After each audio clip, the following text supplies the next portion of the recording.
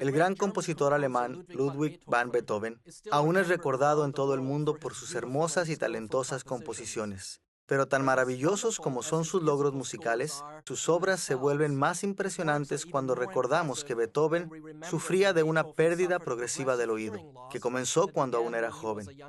De hecho, es sorprendente ver que Beethoven escribió muchas de sus más grandes obras cuando ya estaba totalmente sordo.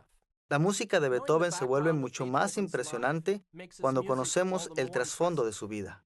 En gran medida, apreciar las escrituras es similar a apreciar la música de Beethoven. No es difícil ver el poder y la claridad con que los diversos libros de la Biblia proclaman la revelación de Dios. Cuando nos enteramos de los trasfondos de los escritores de la Biblia, de su mundo, de sus vidas y de sus propósitos, nuestra comprensión y apreciación de las escrituras aumenta y se profundiza. Esta es la primera lección de nuestra serie El Libro de los Hechos. En esta serie exploraremos el quinto libro del Nuevo Testamento, a menudo denominado como los Hechos de los Apóstoles o simplemente Hechos.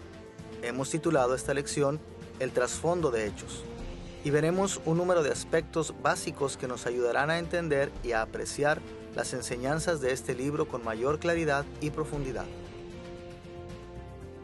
Nuestra lección se detendrá en tres aspectos cruciales del trasfondo de Hechos. Primero, examinaremos la autoría del libro. Segundo, observaremos su escenario histórico. Y tercero, analizaremos su trasfondo teológico. Comencemos observando la autoría de Hechos. El libro de los Hechos fue inspirado por el Espíritu Santo, pero su inspiración divina no debe llevarnos a distraer nuestra atención de su autor humano. El Espíritu Santo preservó los escritos originales de las Escrituras libres de errores, pero aún así utilizó las personalidades, trasfondos e intenciones de sus escritores humanos. Tradicionalmente, se ha atribuido el libro de Hechos a Lucas, el autor del tercer evangelio, pero ni el tercer evangelio ni el libro de los Hechos mencionan en forma específica el nombre del autor. De modo que deberíamos revisar las razones por las que se afirma la idea tradicional de la autoría de Lucas. Analizaremos la autoría de los Hechos desde tres perspectivas. Primero, compararemos Hechos con el Evangelio de Lucas. Segundo, examinaremos la historia de la iglesia primitiva y sus testimonios con respecto a la autoría de Lucas. Y tercero, revisaremos brevemente otros aspectos del Nuevo Testamento que indican que Lucas escribió estos libros. Vayamos primero a lo que podemos aprender acerca de la autoría de Hechos a partir del Evangelio de Lucas. Cuando comparamos el libro de los Hechos con el tercer Evangelio, emergen dos tipos de evidencia que sugieren con mucha fuerza que una sola persona escribió ambos libros. Por una parte, hay información explícita en ambos libros que nos apuntan a esta dirección. Por otra parte, hay también evidencia implícita derivada del estilo y del contenido de estos libros. Empecemos con la evidencia explícita que indica que hay un autor común para ambos libros. En Hechos capítulo 1, versículo 1, el prólogo del libro de los Hechos, leemos estas palabras. En el primer tratado, oh Teófilo, hablé acerca de todas las cosas que Jesús comenzó a hacer y a enseñar. Aquí el escritor del libro habla de su primer libro, dando a entender que Hechos es el segundo de al menos 2 volúmenes. También indica que escribió este libro a una persona de nombre Teófilo.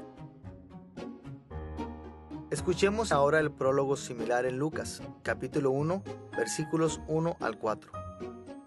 Puesto que ya muchos han tratado de poner en orden la historia de las cosas que entre nosotros han sido ciertísimas, tal como nos lo enseñaron los que desde el principio lo vieron con sus ojos y fueron ministros de la palabra, me ha parecido también a mí, después de haber investigado con diligencia todas las cosas desde su origen, escribírtelas por orden, oh excelentísimo Teófilo, para que conozcas bien la verdad de las cosas en las cuales has sido instruido.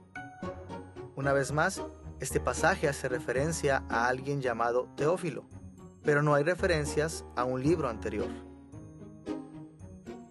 Tanto Hechos como el tercer Evangelio están dedicados a Teófilo, y el libro de los Hechos hace referencia a un libro anterior, Estos hechos aportan fuerte evidencia de que el autor de estos libros produjo al menos 2 volúmenes, siendo el Evangelio de Lucas el primer volumen y Hechos el segundo volumen. De hecho, la conexión entre estos 2 prólogos refleja una antigua costumbre literaria de cuando un autor producía una obra de 2 volúmenes. Josefo, por ejemplo, escribió una obra de 2 volúmenes titulada Contra Apión, que tienen prefacios similares en ambos volúmenes. Más allá de estas conexiones explícitas, hay también correlaciones implícitas entre Hechos y el tercer Evangelio que apuntan a una autoría común. Hay muchos eruditos en el Nuevo Testamento que han identificado similitudes entre estos libros.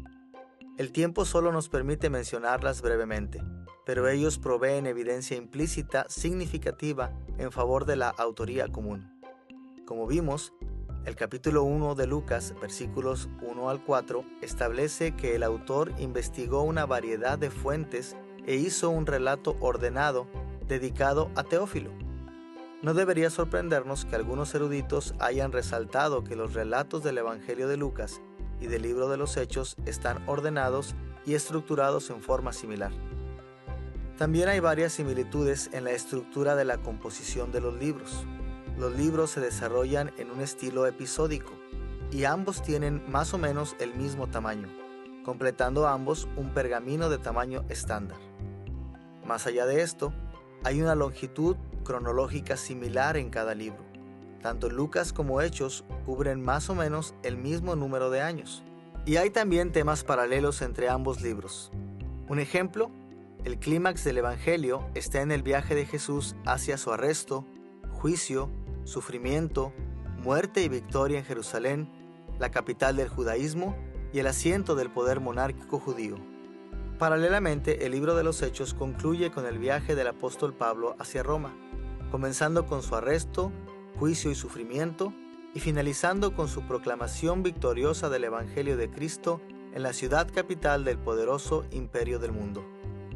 Adicionalmente, hay similitudes entre los libros porque ambos son parte de la misma historia.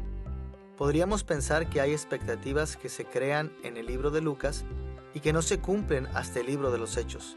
Por ejemplo, al comienzo de Lucas, el fiel Simeón declaró que Jesús sería la luz de los gentiles.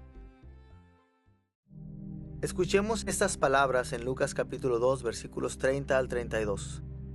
Porque han visto mis ojos tu salvación, la cual has preparado en presencia de todos los pueblos, luz para revelación a los gentiles y gloria de tu pueblo Israel. El ministerio de Jesús en el Evangelio de Lucas explica la salvación de Dios y la promesa dada a Israel, pero solo en Hechos vemos la salvación de Dios que sirve en formas significativas como una luz para revelación a los gentiles. Estas y otras similitudes apuntan a una idea histórico-redentiva entre ambas obras y a un sentido de propósito y fe compartidos. Y estas similitudes también sugieren que estamos frente a las obras de un solo autor. Ahora que hemos revisado algo de la evidencia de la autoría compartida de Hechos y el Evangelio de Lucas, estamos listos para considerar la evidencia provista por la historia de la iglesia primitiva. Desde el segundo al cuarto siglo después de Cristo, la iglesia primitiva dio testimonio de que Lucas, el compañero de viaje de Pablo, fue el autor tanto de Hechos como del Evangelio de Lucas. Examinaremos brevemente de 2 formas esta evidencia.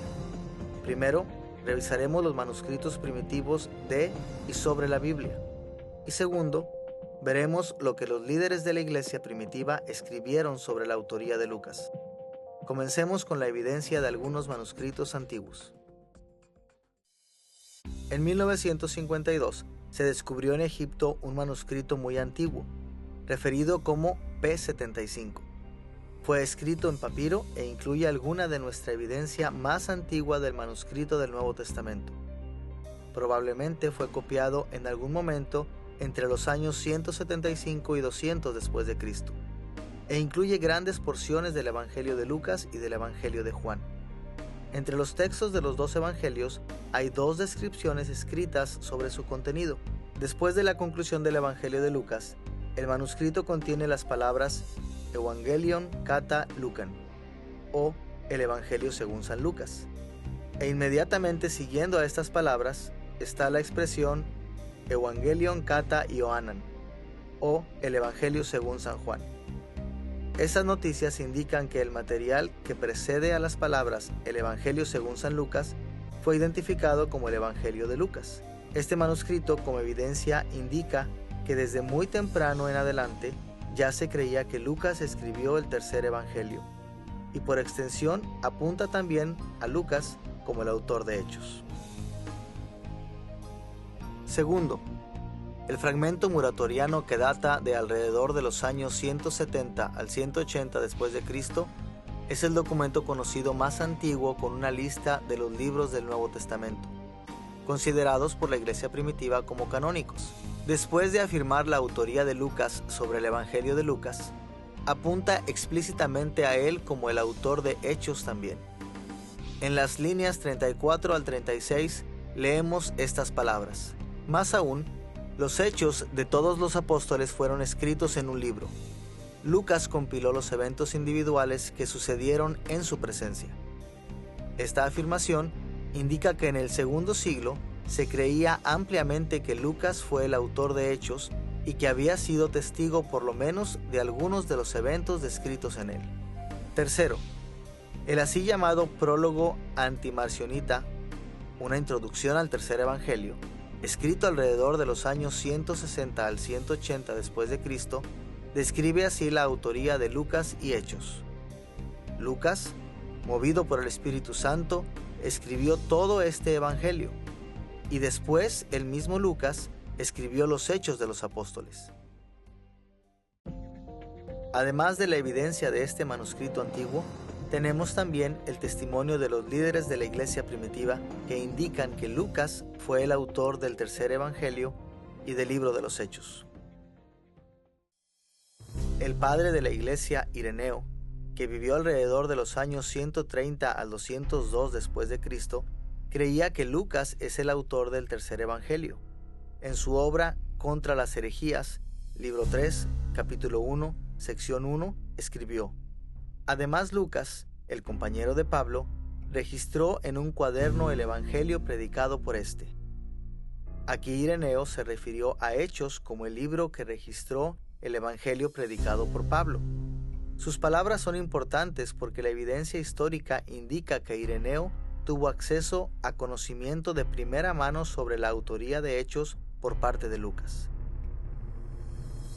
Clemente de Alejandría, quien vivió entre los años 150 y 215 después de Cristo, también se refirió a Lucas como el autor de Hechos. En el libro 5, capítulo 12 de su Estromata, o Asuntos Misceláneos, escribió estas palabras. Lucas, en Hechos de los Apóstoles, relata que Pablo dijo: Varones atenienses, en todo observo que sois muy religiosos. Y Tertuliano, que vivió entre los años 155 y 230 después de Cristo, escribió estas palabras en su obra Contra Marción, libro 4, capítulo 2. De los apóstoles, por lo tanto, Juan y Mateo infundieron primero la fe en nosotros, después Lucas y Marcos lo renovaron. Aquí Tertuliano atribuye específicamente el tercer evangelio a Lucas. Finalmente, el gran historiador Eusebio, escribiendo alrededor del año 323 después de Cristo, mencionó a Lucas como el autor de Hechos en el libro 1, capítulo 5, sección 3 de su Historia Eclesiástica. Escuchemos lo que escribió ahí. Lucas hizo mención de los censos en Hechos. Además de estas afirmaciones, es impresionante que no hay indicación alguna en la literatura de la iglesia primitiva de que alguien más que Lucas haya escrito el tercer evangelio y Hechos, aun cuando él nunca fue nombrado apóstol. A causa de pistas como estas, tenemos razón en creer que la iglesia primitiva no inventó la autoría de Lucas, sino que simplemente traspasó lo que había recibido como la verdad, que Lucas escribió estos dos libros. Hasta aquí, hemos visto que hay buenas razones para afirmar la autoría común de Hechos y el tercer evangelio. y que la iglesia primitiva dio testimonio de que este único autor fue Lucas. Veamos ahora qué podemos inferir de otras porciones del Nuevo Testamento sobre Lucas mismo. Vamos a examinar de dos formas esta evidencia. Primero nos fijaremos en algunas pistas obtenidas del Nuevo Testamento sobre nuestro autor anónimo. Y segundo, compararemos estas pistas con información que tenemos sobre Lucas mismo. Analicemos primero las pistas sobre nuestro autor. Como dijimos, el autor de Hechos no se identifica por nombre. Aparentemente no sintió necesario dar su nombre a causa de su patrocinador Teófilo. En Lucas capítulo 1 versículo 3 simplemente dice: me ha parecido también a mí escribir. Y en Hechos capítulo 1 versículo 1 dice: en mi primer libro escribí. El autor asume que su patrocinador sabía quién era él. Y aun cuando esto no fue un problema para Teófilo, sí ha sido un problema que ha levantado muchas preguntas para los lectores modernos. Al mismo tiempo, hay muchas cosas que el Nuevo Testamento nos cuenta sobre nuestro autor. Primero, él no era un apóstol. De hecho, probablemente llegó a la fe después de que Jesús ascendió al cielo. Escuchemos estos detalles del Evangelio de Lucas capítulo 1, versículos 1 y 2. Puesto que ya muchos han tratado de poner en orden la historia de las cosas que entre nosotros han sido ciertísimas, tal como nos lo enseñaron los que desde el principio lo vieron con sus ojos y fueron ministros de la palabra. Cuando el autor dice «nos lo enseñaron» acerca de los sucesos de la vida de Jesús, está indicando que él no fue un testigo ocular de la vida de Jesús. Segundo, el estilo del griego en Hechos y en el Evangelio de Lucas indica que el autor era muy educado. Muchos de los libros del Nuevo Testamento fueron escritos en un griego bastante común, incluso en un estilo sofisticado, pero el Evangelio de Lucas y Hechos muestran más sofisticación en su uso del lenguaje. Tercero, la segunda mitad de Hechos indica que el autor era un compañero de viaje cercano de Pablo.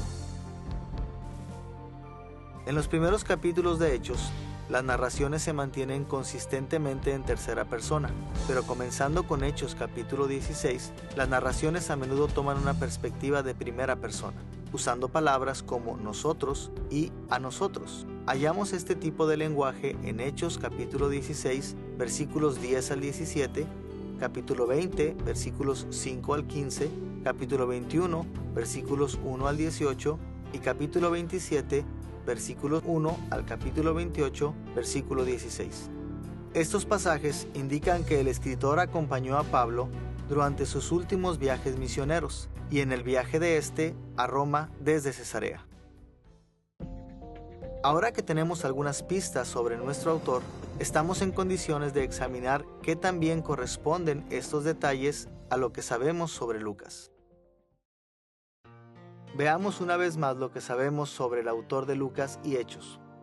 Él no fue un apóstol. Parece haber sido muy educado y fue el compañero de viaje de Pablo. ¿Cómo se comparan estos detalles con lo que sabemos acerca de Lucas?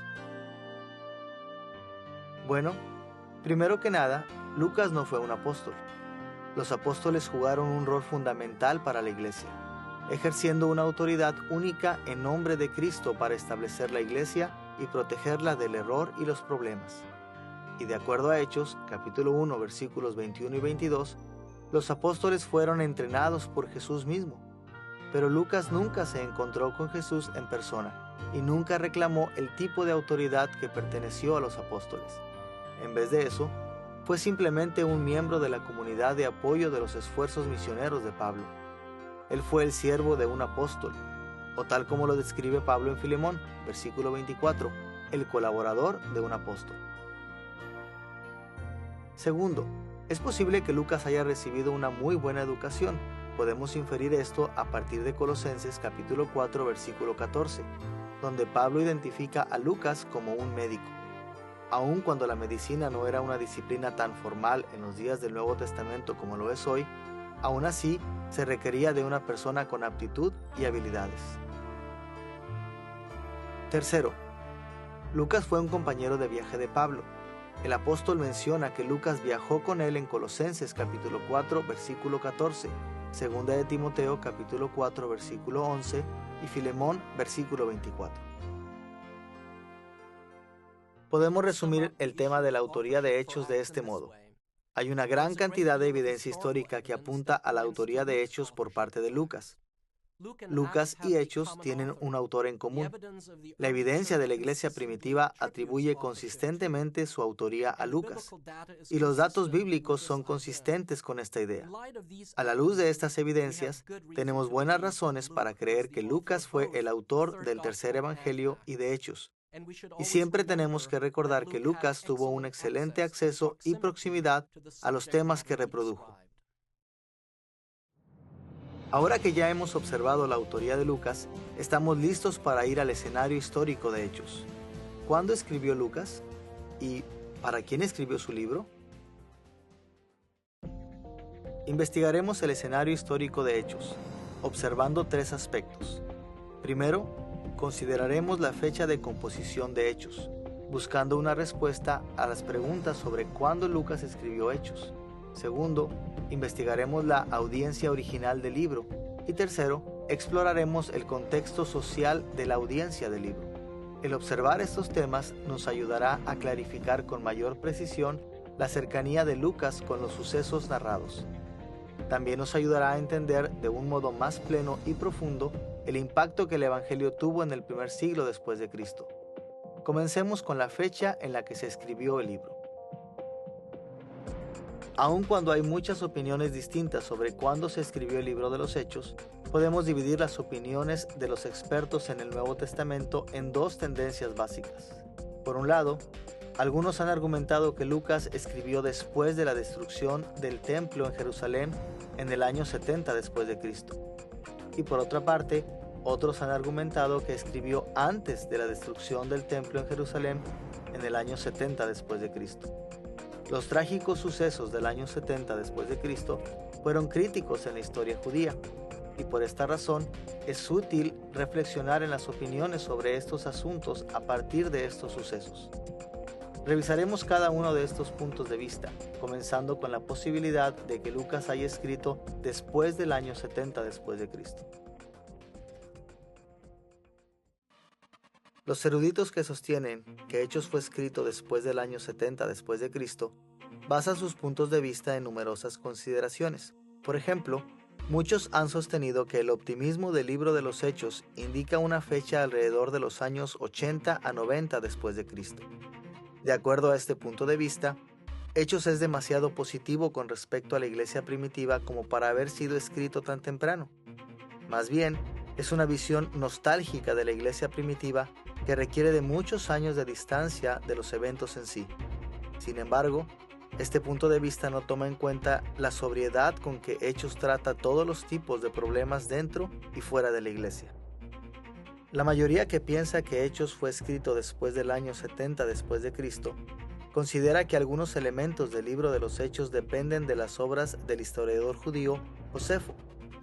Los textos relevantes de Josefo no fueron escritos antes del año 79 después de Cristo y no habrían estado ampliamente disponibles mucho antes del año 85 después de Cristo.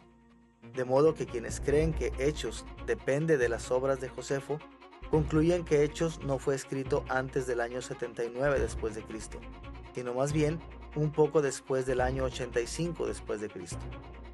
En tanto que muchos defensores de esta posición han mencionado muchas conexiones entre Hechos y las obras de Josefo, nosotros solo haremos referencia a 4 conexiones mencionadas por ellos.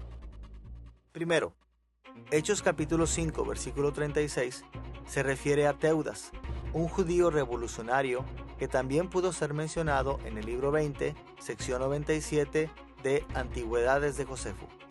Segundo, Hechos capítulo 5, versículo 37, menciona al revolucionario Judas el Galileo, que aparece en el libro 2, secciones 117 y 118 de Guerras Judías de Josefo, y en el libro 18, secciones 1 a las 8 de Antigüedades. Tercero, el revolucionario llamado el egipcio, en Hechos capítulo 21, versículo 38, que también pudo ser mencionado en el libro 2, secciones 261 a 263 de Guerras Judías de Josefo, y en el libro 20, sección 171 de Antigüedades. Y cuarto, numerosos intérpretes también han argumentado que la descripción de la muerte de Herodes en Hechos capítulo 12, versículos 19 al 23, se basaron en el libro 19, secciones 343 a la 352 de Antigüedades de Josefo. A pesar del número de intérpretes que siguen esta línea de razonamiento, tenemos que señalar que los paralelos entre Hechos y los escritos de Josefo no prueban que Hechos haya dependido de las obras de Josefo. De hecho, las descripciones de los eventos en Hechos difieren de las descripciones de Josefo, de modo que parece más posible que Hechos y Josefo simplemente relatan sucesos históricos muy conocidos en forma separada dependiendo de fuentes comunes. Dado que la gente mencionada eran figuras históricas relativamente muy conocidas, no debería sorprender que aparezcan mencionados en más de un registro histórico. Y más que esto, en el caso de Teudas, estamos tratando con un hombre muy común. Es posible que se trate de dos individuos distintos con el mismo nombre.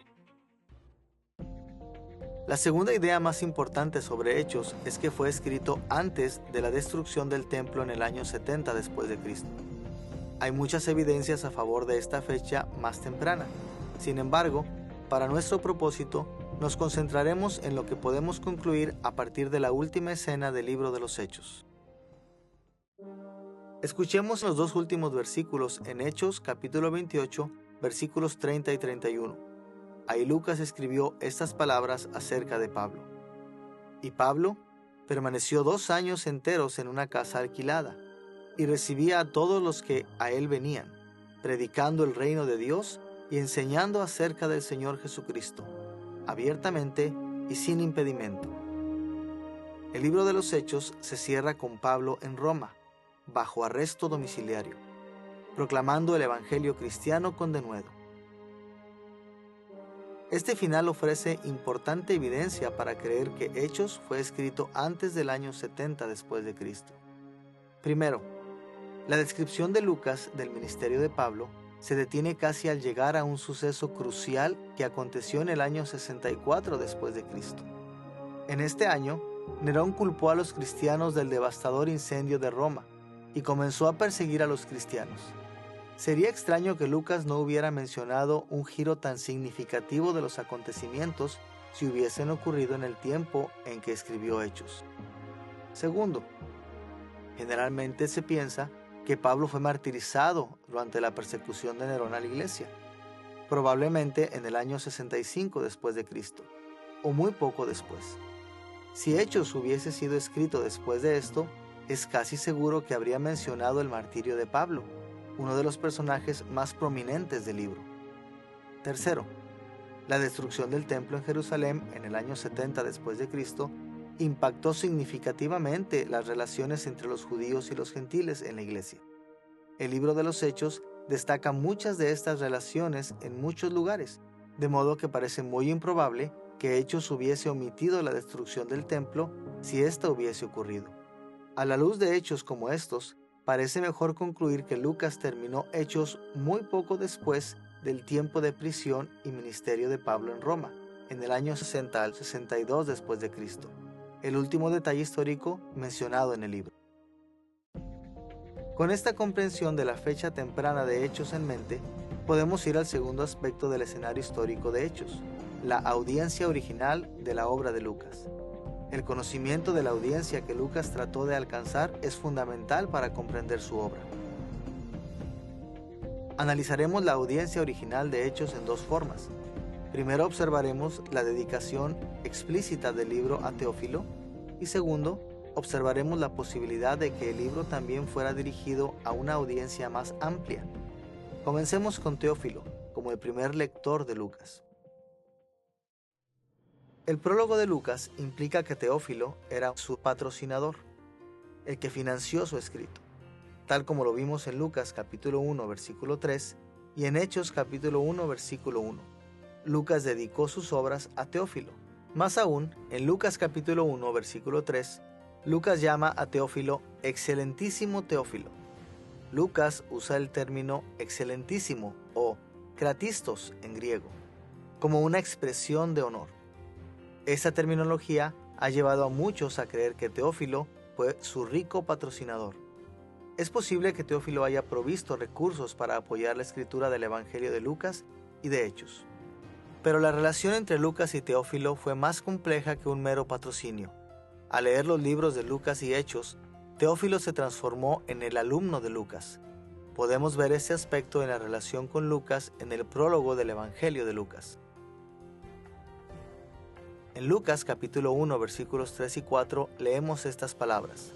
Me ha parecido también a mí, después de haber investigado con diligencia todas las cosas desde su origen, escribírtelas por orden, oh excelentísimo Teófilo, para que conozcas bien la verdad de las cosas en las cuales has sido instruido. Tal como lo indica este pasaje, este libro de Lucas fue diseñado en parte para que Teófilo tuviera certeza de las cosas que se le habían enseñado. En pocas palabras, Lucas escribió para instruir a Teófilo. Luego de ver que Lucas citó explícitamente a Teófilo como su primer lector, será útil también meditar en la audiencia original de Lucas en términos más amplios. A partir de lo que leemos en el resto del Nuevo Testamento, no es difícil ver que la iglesia en general, en el primer siglo, luchó con muchos problemas a los cuales Lucas hace referencia en el libro de los Hechos. La historia de Lucas menciona luchas entre los judíos y los gentiles creyentes, y divisiones a causa del liderazgo de diferentes apóstoles y maestros. Su registro refiere a errores doctrinales introducidos por falsos maestros. Hechos también da cuenta de la lucha entre la iglesia y los gobiernos civiles. Se concentra en los problemas que enfrentaban las mujeres y los pobres. Registra persecuciones, sufrimientos y encarcelamientos. Hechos se refiere a este tipo de dificultades doctrinales, morales y prácticas, porque la iglesia en general lidiaba con este tipo de problemas en sus primeras décadas. Dado que Lucas escribió el libro de los Hechos para referirse a una serie muy amplia de problemas, parece razonable asumir que su intención fue que su obra la leyesen muchos creyentes distintos. Su preocupación era ayudar tanto a Teófilo como a toda la iglesia primitiva a enfrentar los muchos desafíos presentes. Luego de considerar la fecha y la audiencia original del libro de los Hechos, estamos listos para referirnos a un tercer aspecto, el contexto social en general de la obra de Lucas, el tipo de mundo en el que se escribió el libro de los Hechos.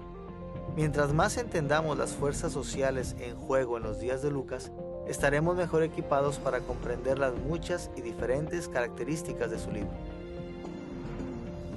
Exploraremos el contexto social de Hechos, observando dos características centrales de la vida de la iglesia del primer siglo. Primero, el gobierno y el poder del Imperio Romano. Y segundo, la nueva relación entre la iglesia y los judíos. Veamos primero el Imperio Romano.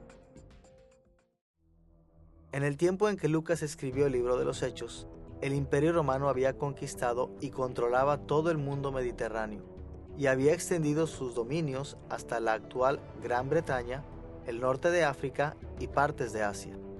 En los días de la iglesia primitiva, el imperio aún estaba creciendo, agregando más y más gente y territorios a sus dominios. Y a medida que crecía, el imperio romano influenciaba profundamente todos los aspectos de la sociedad con sus valores romanos característicos, sus metas y sus creencias. Sin duda que la mayor influencia de Roma sobre los territorios conquistados fue política y económica. Una de las principales preocupaciones del Imperio Romano fue asegurar la paz y la lealtad dentro del imperio, tratando de ejercer un fuerte control sobre las autoridades locales.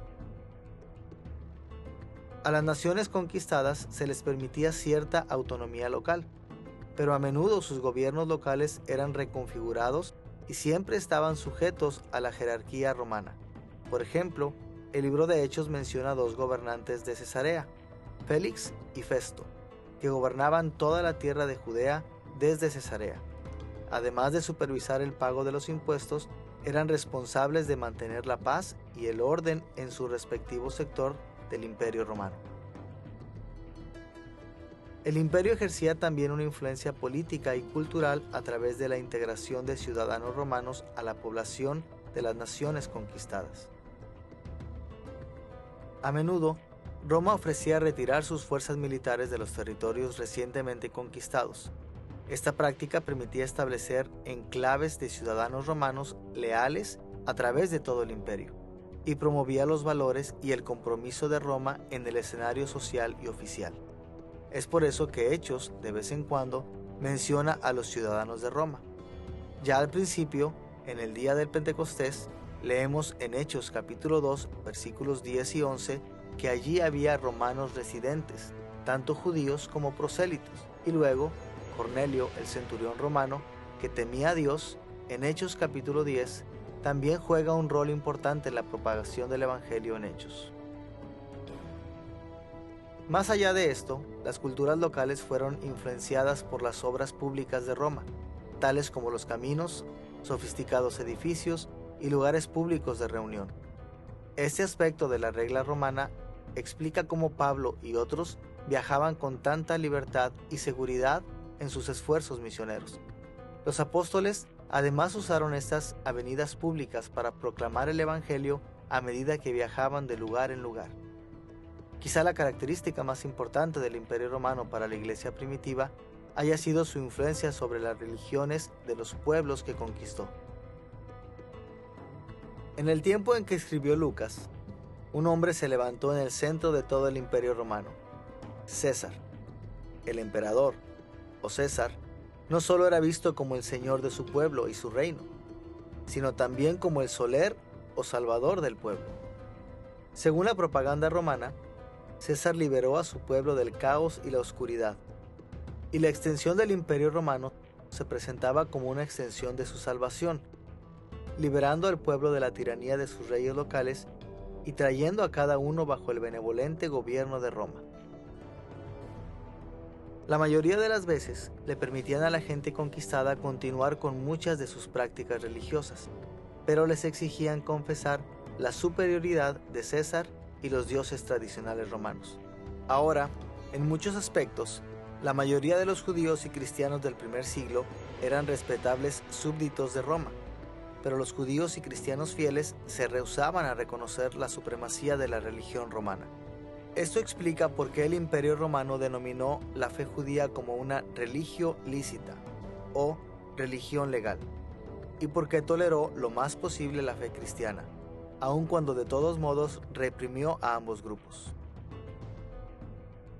A través de su control del gobierno, la población, las obras públicas y la religión, Roma intentó extender su influencia en todas las direcciones posibles.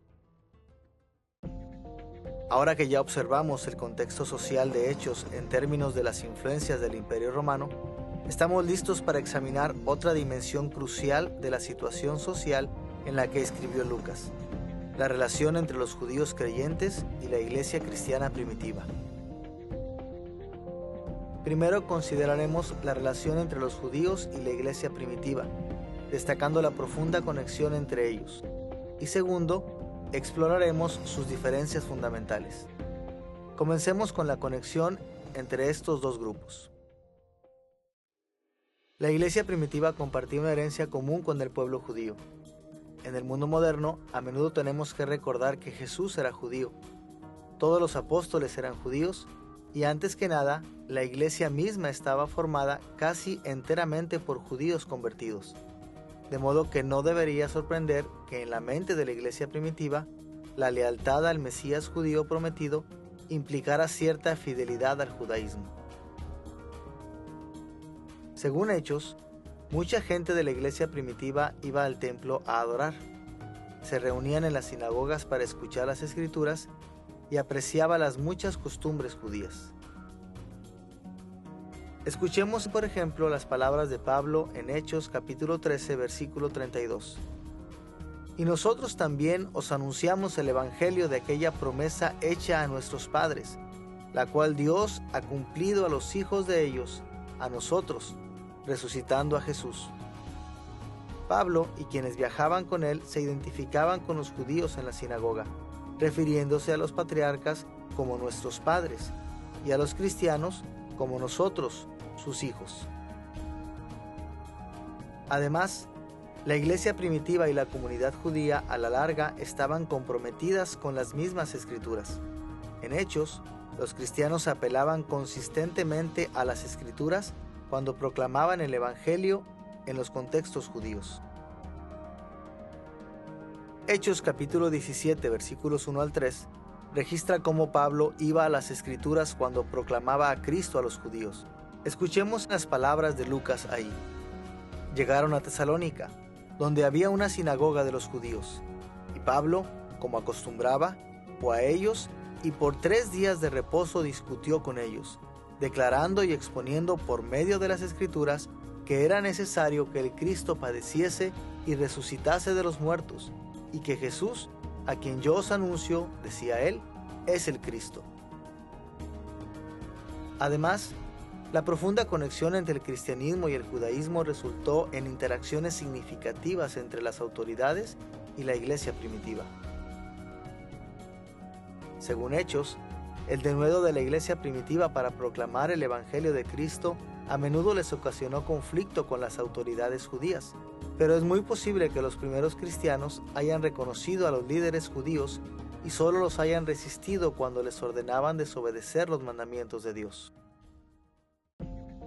A pesar de la profunda conexión entre el pueblo judío y la iglesia primitiva, más bien se distinguieron por sus diferencias fundamentales. Primero y fundamentalmente, los cristianos y los judíos no creyentes discrepaban sobre la persona y la obra de Jesús. La iglesia proclamaba que Jesús era el Mesías que había conquistado la muerte y estaba restaurando toda la creación, comenzando con su propia resurrección de los muertos.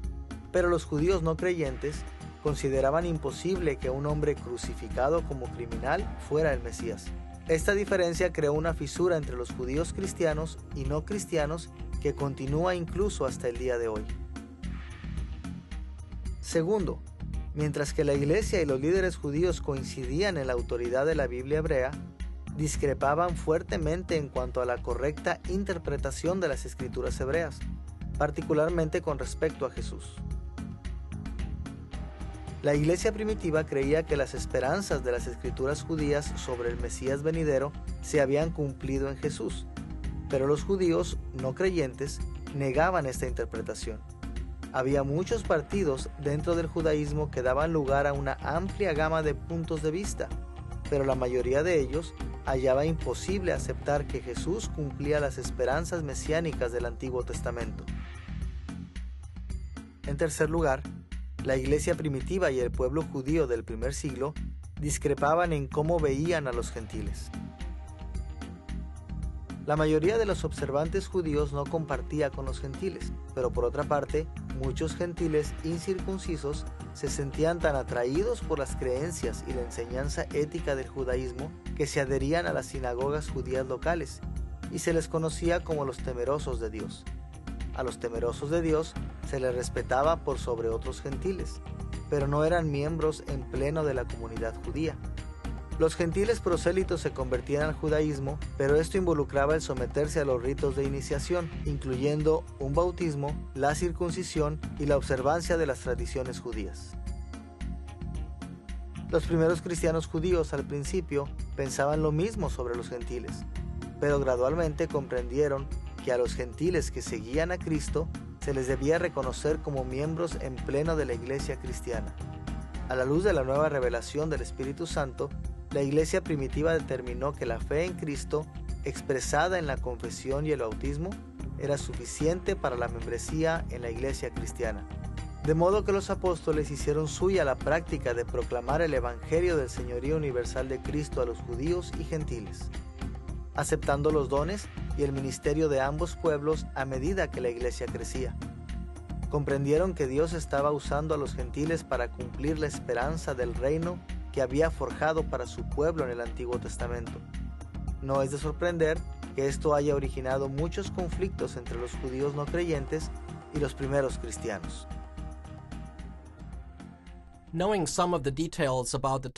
Conocer algunos detalles sobre el tiempo en que escribió Lucas, la audiencia para la que escribió y el contexto social en el que escribió, nos ayudará grandemente en nuestro estudio del libro de los Hechos.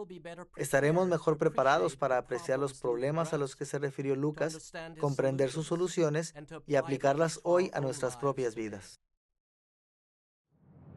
Ahora que hemos examinado la autoría y el escenario histórico de Hechos, estamos listos para analizar nuestro tercer tema en esta lección, el trasfondo teológico del libro de los Hechos. A medida que estudiamos el libro de los Hechos, muchas preguntas teológicas vienen a la mente. ¿Dónde aprendió Lucas sus perspectivas teológicas? ¿Cómo decidió qué mencionar y qué omitir en su libro? ¿Qué principios generales guiaron sus escritos? Bueno, podemos hallar las respuestas a estas preguntas en el trasfondo teológico de Lucas. Nuestra discusión sobre el trasfondo teológico de Hechos se dividirá en tres partes. Primero, exploraremos los fundamentos de la teología de Lucas en el Antiguo Testamento. Segundo, consideraremos la influencia de sus opiniones sobre el reino mesiánico de Dios en su teología. Y tercero, veremos cómo el Evangelio de Lucas, el primer volumen de la obra de Lucas, nos ayuda a entender el mensaje de Hechos. Comencemos con los fundamentos del Antiguo Testamento en el libro de los Hechos. El Antiguo Testamento influenció los escritos de Lucas por lo menos en dos formas. En primer lugar, la visión de la historia en general del Antiguo Testamento influyó fuertemente en Lucas, y en segundo lugar, le impactó muchísimo su trato con la historia de Israel en particular. Veamos primero cómo la visión de la historia en general del Antiguo Testamento dio forma a la teología de Lucas. En su gran obra Pensées, el filósofo cristiano del siglo XVII, Blaise Pascal, habló de tres grandes verdades que los seres humanos han reconocido a través de la historia. Primero, se refirió a la gloria y belleza de la creación, la maravilla que se extiende por el universo porque Dios lo hizo todo bueno. Segundo, habló del conflicto desconcertante entre la gloria original de la creación y su presente miseria y corrupción. Y tercero, Pascal habló de la redención, la esperanza de que habrá una solución a este conflicto. Tal como Pascal, el Antiguo Testamento divide la historia del mundo en tres escenarios principales: creación, caída en el pecado y redención. Y en Hechos, Lucas escribió sobre la iglesia primitiva, reflejando esta visión tridimensional de la historia. Consideremos el período de la creación. En Génesis capítulo 1, Dios preparó al mundo para ser una extensión de su reino celestial. Él ordenó el universo, formó un paraíso en el Edén, instaló a la humanidad, su imagen real en medio del paraíso, y encomendó a la humanidad el multiplicarse y sojuzgar la tierra, comenzando por el Edén y extendiéndose hasta los extremos del globo. En resumen, Dios estableció el escenario para el desarrollo pleno de su reino en la tierra. La conciencia de Lucas sobre esta importante idea del Antiguo Testamento es evidente en muchos pasajes de Hechos. Por ejemplo, en el capítulo 4, versículos 24 al 30, Pedro y Juan hablan de la creación como evidencia del señorío real de Dios sobre la tierra. En el capítulo 14, versículos 15 al 17, Pablo y Bernabé hablan de la creación como la base del gobierno de Dios sobre las naciones. En el capítulo 7, versículo 49, Esteban afirma que Dios creó el mundo para ser el estrado real de sus pies. Escuchemos las palabras de Pablo en Atenas en Hechos capítulo 17, versículos 24 al 27. El Dios que hizo el mundo y todas las cosas que en él hay, Señor del cielo y de la tierra, de una sangre ha hecho todo el linaje de los hombres, para que habiten sobre toda la faz de la tierra, para que busquen a Dios, si en alguna manera, palpando, puedan hallarle, aunque ciertamente no está lejos de cada uno de nosotros. Según este pasaje, el telón de fondo del ministerio del Evangelio de Pablo se extendía por toda la creación. Dios es el Señor que hizo el mundo y todo lo que hay en él. Él ordenó el mundo para que los hombres lo busquen, extiendan su mano y lo hallen. El ministerio del Evangelio de Pablo nace de los propósitos que Dios estableció en la creación. Al incluir estos detalles en su libro, Lucas indica que el tema de la creación fue importante para entender él mismo a la iglesia primitiva. Igualmente, la conciencia de Lucas sobre la caída de la humanidad en el pecado también aparece en primer plano en Hechos. Como sabemos, Génesis capítulo 3 enseña que después de que Dios creó a la humanidad, Adán y Eva se rebelaron en su contra, y esto tuvo un impacto inmenso. Según el Antiguo Testamento, el rol de la humanidad era tan central en el mundo que su caída en el pecado dejó a toda la raza humana bajo la maldición de la muerte y corrompió a toda creación. En todo Hechos, Lucas escribió sobre la miseria del pecado. Hallamos referencias a la caída en el capítulo 2, versículo 38 y en el capítulo 3, versículo 19. En las palabras de Pablo a los ancianos de Éfeso en el capítulo 20, versículos 18 al 35, y en el discurso de Pablo ante el rey Agripa en Hechos capítulo 26, versículo 20. Hechos ilustra repetidamente que todo en la creación, el mundo físico, nuestras estructuras económicas, nuestros sistemas políticos e incluso la iglesia misma, sufre a causa de la caída de la humanidad en el pecado. Felizmente, la historia de Lucas en Hechos indica además que él no solo creía en la enseñanza del Antiguo Testamento sobre la creación y la caída, sino que también sostenía lo que el Antiguo Testamento dice sobre la redención. Fue horrible cómo el pecado corrompió la humanidad y la creación, pero Lucas sabía que Dios no dejó al mundo sin esperanzas. El Antiguo Testamento enseña que Dios empezó a redimir o salvar al hombre de la maldición del pecado en cuanto el pecado entró al mundo. Pero aún más, los profetas del Antiguo Testamento predijeron también que un día el pecado y su maldición serían totalmente eliminados de la creación. Cuando Lucas escribió Hechos, con frecuencia expresó su convicción de que esta redención vino al mundo a través de la obra de salvación de Cristo. Este tema aparece a través de todo Hechos.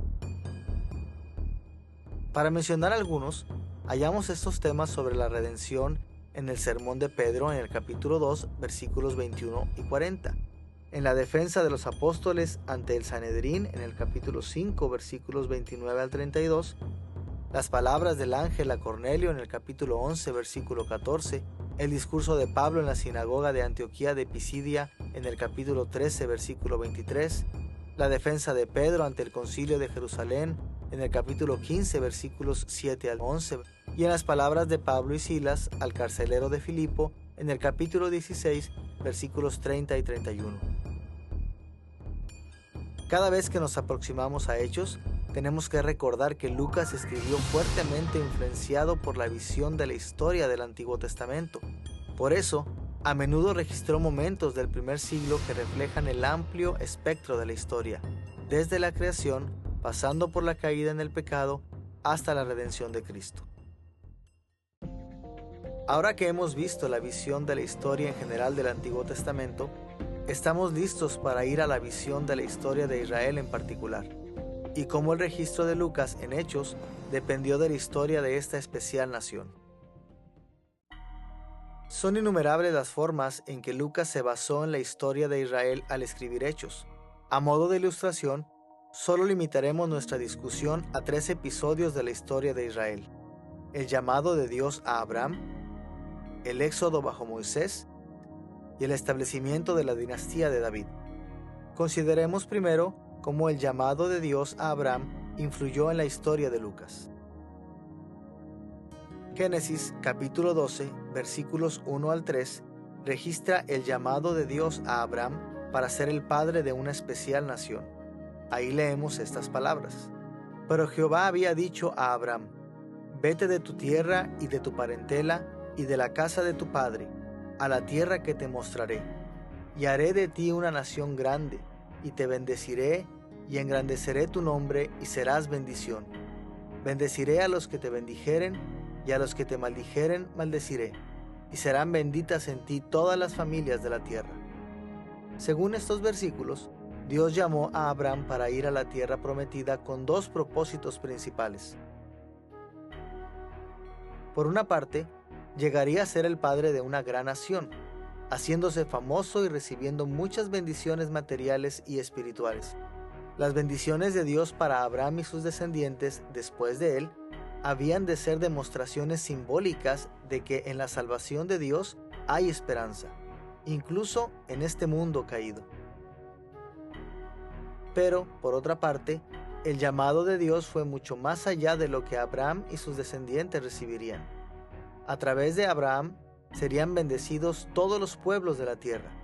Abraham y sus descendientes habían de transformarse en un conducto de las bendiciones divinas para todas las familias de la tierra. Este doble enfoque del llamado de Dios a Abraham subyace en gran parte del pensamiento de Lucas en Hechos.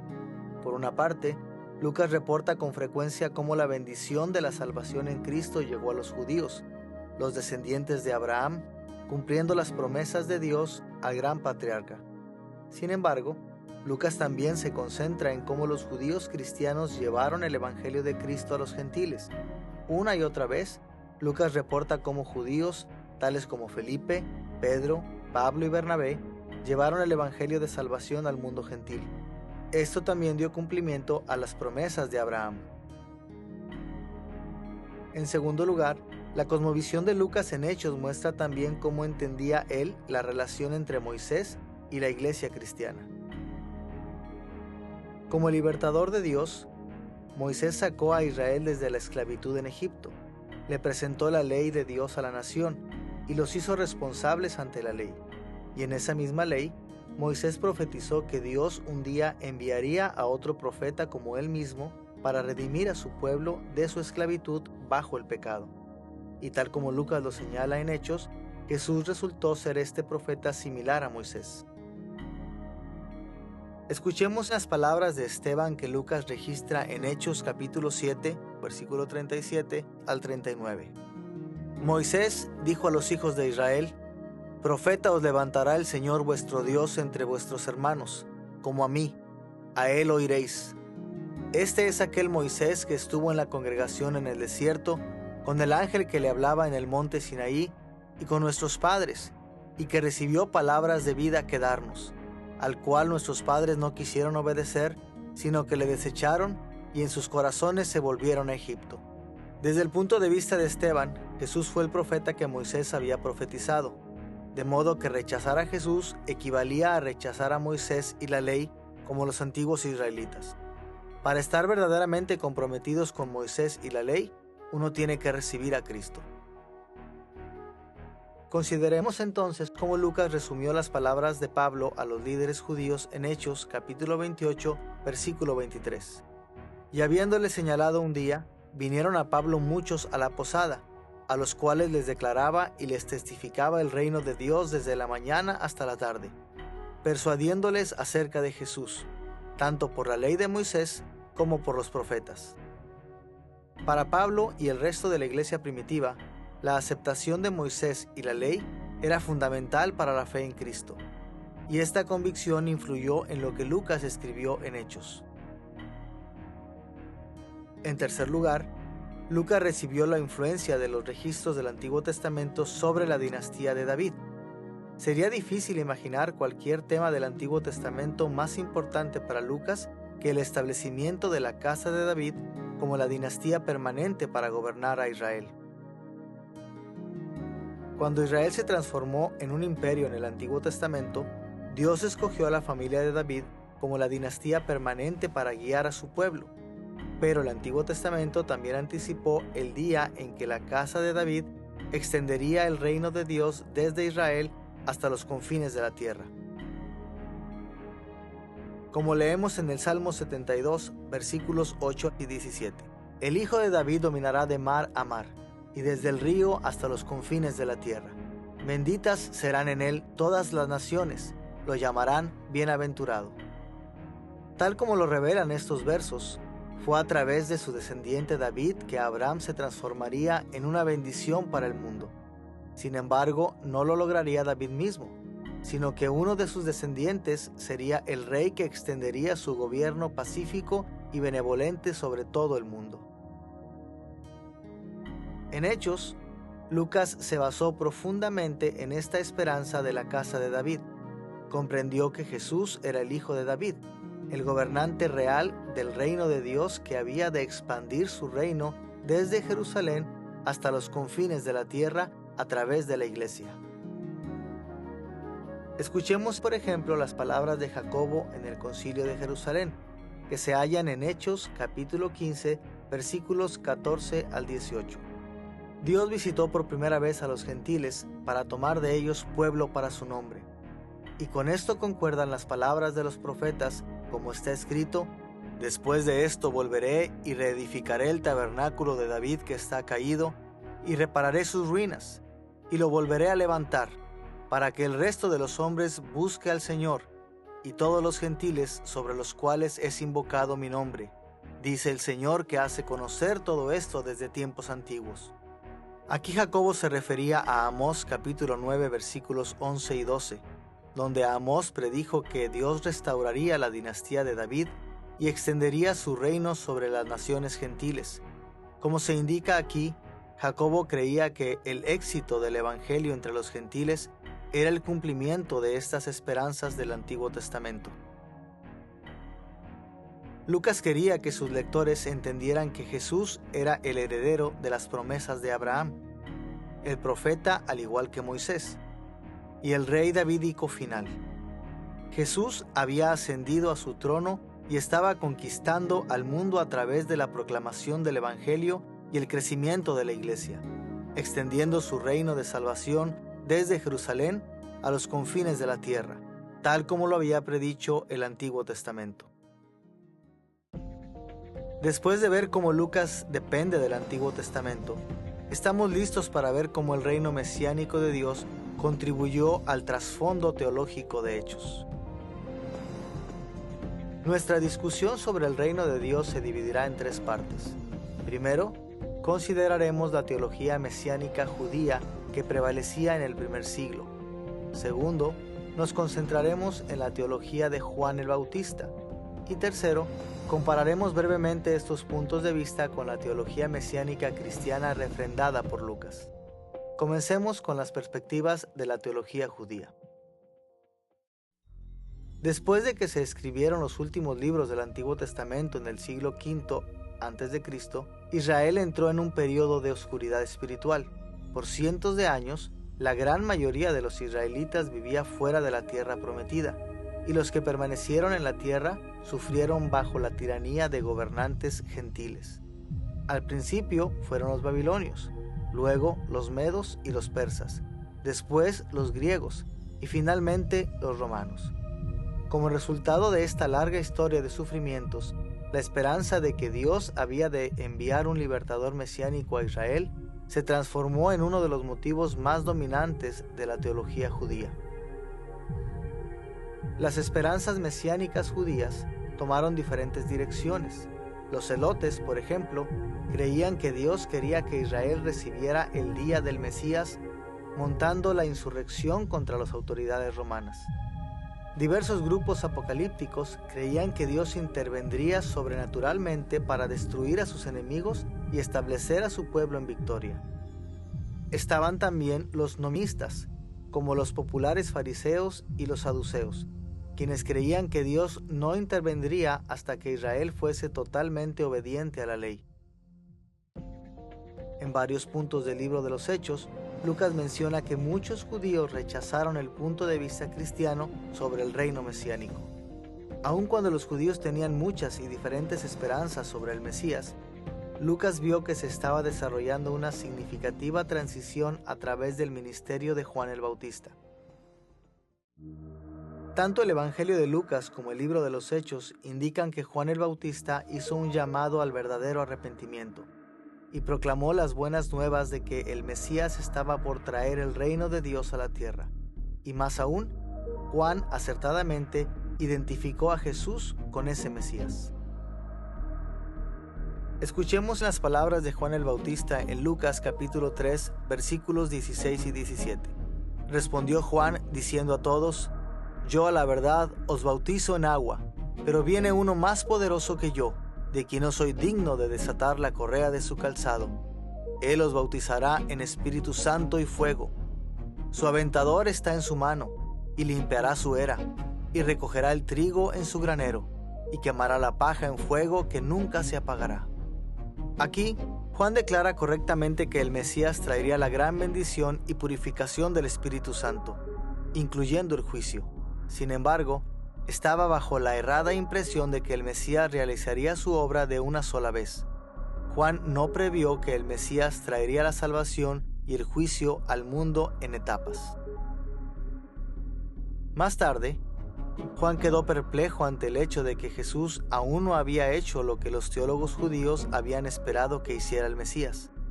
Juan estaba tan turbado que envió mensajeros a preguntarle a Jesús si él era realmente el Mesías. Escuchemos la forma en que Lucas describió su pregunta y la respuesta de Jesús en Lucas capítulo 7, versículos 20 al 23. Cuando, pues, los hombres vinieron a él, dijeron: Juan el Bautista nos ha enviado a ti para preguntarte, ¿eres tú el que había de venir, o esperaremos a otro? Y respondiendo Jesús les dijo: Id, haced saber a Juan lo que habéis visto y oído.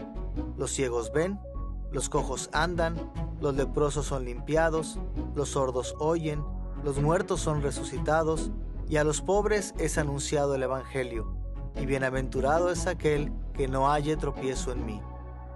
En su respuesta a Juan el Bautista, Jesús se refirió a varias promesas mesiánicas del libro de Isaías.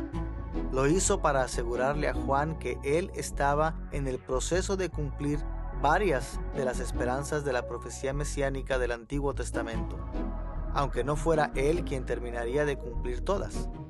Jesús también animó a Juan a no decaer a causa de la forma en que su obra mesiánica se estaba desarrollando. En resumen, la misión mesiánica de Jesús lucía muy distinta de lo que se esperaba.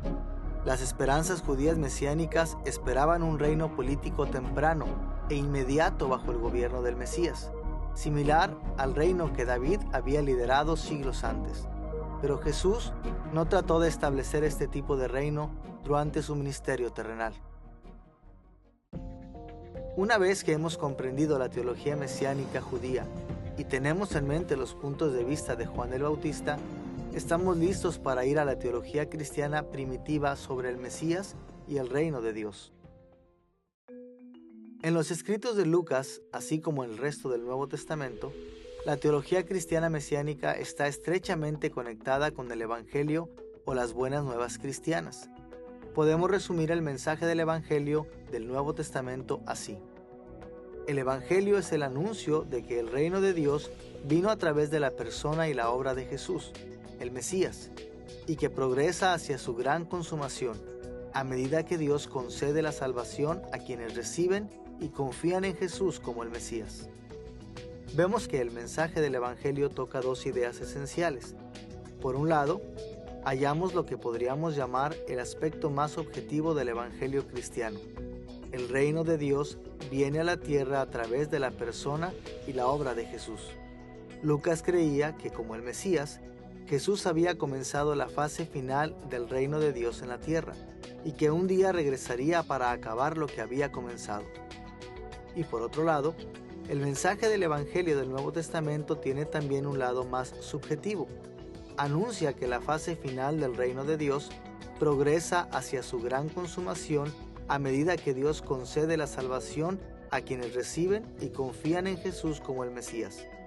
El gobierno de Dios sobre el mundo avanza a medida que el Evangelio toca los corazones de aquellos que creen y los trae la salvación que Jesús consumó. En el libro de los Hechos, Lucas presta atención a estas dos dimensiones del Evangelio. En el lado objetivo, enfatiza las realidades de la gran obra de salvación de Dios en Cristo. Registra la proclamación de la Iglesia de que Jesús murió por los pecados de su pueblo, que fue resucitado de entre los muertos, que reina a la diestra de Dios Padre y que volverá en gloria. Escuchemos, por ejemplo, el registro de Lucas del sermón de Pedro en Pentecostés en Hechos capítulo 2, versículos 22 al 24. Jesús Nazareno, varón aprobado por Dios entre vosotros con las maravillas, prodigios y señales, vosotros matasteis, crucificándole, al cual Dios levantó, vemos que la proclamación del Evangelio de Pedro incluye los hechos efectivos de la vida, muerte y resurrección del Mesías. Pero Lucas también presta atención al lado más subjetivo del Evangelio. En muchas ocasiones se enfatiza la importancia de que la gente reciba personalmente la verdad de Cristo para que ésta transforme sus vidas. Por ejemplo, el registro de Lucas del discurso de Pedro en Pentecostés incluye estas palabras en Hechos capítulo 2, versículos 37 al 39. Al oír esto, se compungieron de corazón y dijeron: «Varones hermanos, ¿qué haremos?». Pedro les dijo: «Arrepentíos y bautícese cada uno de vosotros en el nombre de Jesucristo para perdón de los pecados, y recibiréis el don del Espíritu Santo». El Evangelio cristiano quebranta el corazón de quienes lo oyen. Es más que el mero reconocimiento de los hechos. Es una aceptación sincera del Salvador que transforma la vida. Tal como lo dijimos, la teología del primer siglo creía que el Mesías establecería un reino político de una sola vez, pero Jesús y sus apóstoles enseñaron que el reino del Mesías está creciendo gradualmente a través de la expansión de la iglesia y la transformación personal de la gente. Por esta razón, Lucas se concentró tanto en la conversión de los no creyentes a través de la proclamación del Evangelio. Él sabía que este era el medio por el cual el reino mesiánico de Dios se expandiría a través de todo el mundo. Con los amplios contornos de la visión del Antiguo Testamento en mente, tenemos que considerar un tercer aspecto del trasfondo teológico de Hechos, su fundación sobre el Evangelio de Lucas. Tal como leemos en el libro de los Hechos, siempre tenemos que recordar que este es el segundo de 2 volúmenes que Lucas escribió a Teófilo. La intención de Lucas siempre fue que estos libros se leyeran juntos. Su Evangelio es la primera parte de la historia y el libro de los Hechos es la segunda parte de la historia. De modo que leer el libro de los Hechos correctamente implica entender cómo éste continúa con la historia que comenzó en el Evangelio. Hay muchas formas en que el Evangelio de Lucas nos prepara para entender el mensaje de Hechos. Sin embargo, y para nuestros propósitos, nos concentraremos en el tema del reino de Dios que abarca ambos volúmenes. En el Evangelio de Lucas, Jesús establece el parámetro y la meta para el reino de Dios y prepara a sus apóstoles para que continúen su obra después de su ascensión.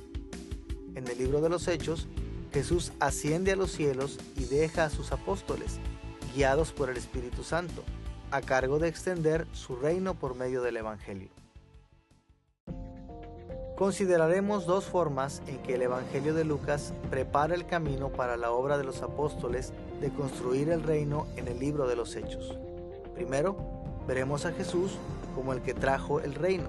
Y segundo, exploraremos el papel de los apóstoles de continuar trayendo el reino después de la ascensión de Jesús a los cielos. Comencemos con Jesús como el que trae el reino de Dios.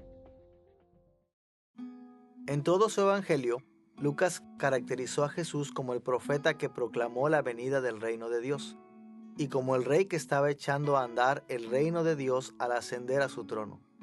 Jesús mismo habló en muchos lugares de ambas ideas, pero a modo de ilustración, solo consideraremos 2 veces en que él lo mencionó en su ministerio público. Por una parte, en Lucas capítulo 4, versículo 43, Jesús dice estas palabras próximo a comenzar su ministerio público. Es necesario que anuncie el Evangelio del reino de Dios, porque para esto he sido enviado.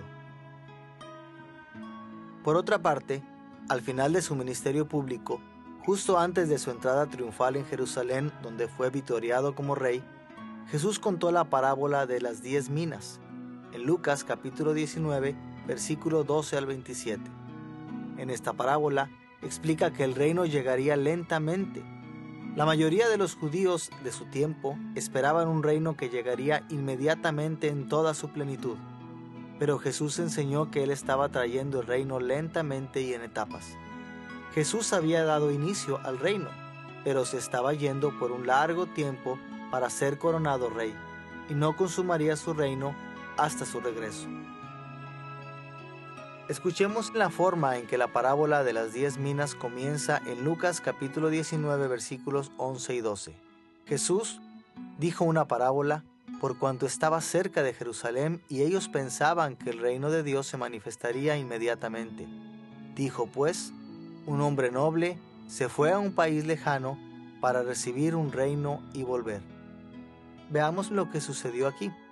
Jesús estaba por entrar en Jerusalén y ser proclamado rey, pero él no quería que la gente asumiera que él se instalaría como un gobernante terrenal de una sola vez, sino que se iría por un largo tiempo para recibir su reinado, y había de volver a gobernar su reino terrenal en el futuro. Esto es exactamente lo que sucedió. Jesús fue arrestado y crucificado en Jerusalén. Luego se levantó de entre los muertos y ascendió al cielo, donde recibió del Padre su reinado, y ha de volver para consumar su reino. Luego de comprender la forma en que el Evangelio de Lucas ha establecido que Jesús es el que trae el reino, tenemos que ir a un segundo tema establecido en el Evangelio: el papel de los apóstoles de promover el reino a través del Evangelio. La noche antes de que Jesús fuese crucificado, instruyó a sus apóstoles para llevar a cabo su obra de traer el reino. Escuchemos sus palabras para ellos en Lucas capítulo 22, versículos 29 y 30. Yo, pues, os asigno un reino, como mi Padre me lo asignó a mí, para que comáis y bebáis a mi mesa en mi reino, y os sentéis en tronos juzgando a las 12 tribus de Israel. Jesús nombró a sus discípulos como líderes y jueces de su reino. Su trabajo fue, bajo la dependencia del Espíritu Santo, continuar desde donde Jesús se detuvo, proclamando el Evangelio del reino y extendiendo el reino hasta llenar el mundo. Vemos entonces cómo el Evangelio de Lucas establece que el reino fue la tarea principal de Jesús y que comisionó a los apóstoles para que llevaran a cabo esta obra después de su ascensión al cielo. Y el libro de los Hechos comienza justo donde termina el Evangelio de Lucas. Comienza con la explicación de Lucas de que luego de su resurrección de entre los muertos y antes de su ascensión al cielo, Jesús pasó un tiempo con sus discípulos. Escuchemos el relato de Lucas en Hechos capítulo 1, versículos 3 al 8. Jesús se presentó vivo, apareciéndoseles durante 40 días y hablándoles acerca del reino de Dios. Y estando juntos, les mandó que no se fueran de Jerusalén, sino que esperasen la promesa del Padre. Vosotros seréis bautizados con el Espíritu Santo dentro de no muchos días. Entonces ellos le preguntaron, diciendo, Señor, ¿restaurarás el reino a Israel en este tiempo? Y les dijo, no os toca a vosotros saber los tiempos o las sazones que el Padre puso en su sola potestad, pero recibiréis poder cuando haya venido sobre vosotros el Espíritu Santo, y me seréis testigos en Jerusalén, en toda Judea, en Samaria y hasta lo último de la tierra. Una vez más, Jesús anima a sus seguidores a no esperar una consumación inmediata del reino. En vez de eso, confirma que los apóstoles serían responsables de llevar a cabo su obra, proclamando el Evangelio por todo el mundo. Y esto es lo que los apóstoles hicieron exactamente en el libro de los Hechos. Ellos desarrollaron la iglesia de acuerdo al modelo del reino de Dios y llevaron el Evangelio del reino a nuevas tierras y nuevos pueblos, extendiendo el reino desde Jerusalén a Judea y Samaria y hasta lo último de la tierra. Lucas concluye el libro de los Hechos en el capítulo 28, versículos 30 y 31. Pablo permaneció 2 años enteros en una casa alquilada y recibía a todos los que a él venían, predicando el reino de Dios y enseñando acerca del Señor Jesucristo, abiertamente y sin impedimento. Vemos que más que decir que simplemente predicaba el Evangelio, Lucas dice que Pablo predicaba el reino de Dios. El libro de los Hechos termina tal como empieza, enfatizando el rol de los apóstoles como quienes extendieron el reino de Dios en la tierra a través de su proclamación. Cuando nos aproximamos al libro de los Hechos, tenemos que tener siempre en mente que Lucas escribió a partir de su trasfondo en el Antiguo Testamento y las convicciones del primer siglo acerca del reino de Dios en Cristo.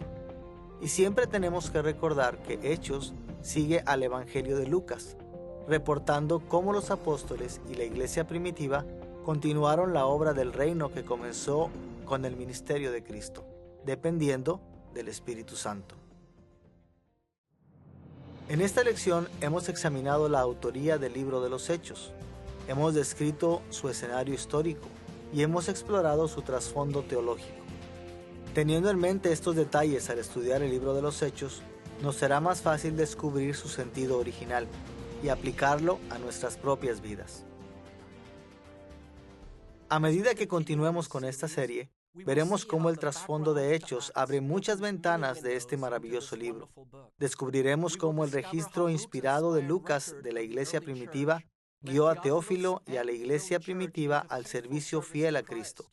Y veremos que el libro de los Hechos es un referente crucial para la iglesia de hoy, a medida que continuemos proclamando el Evangelio del Reino a nuestro mundo.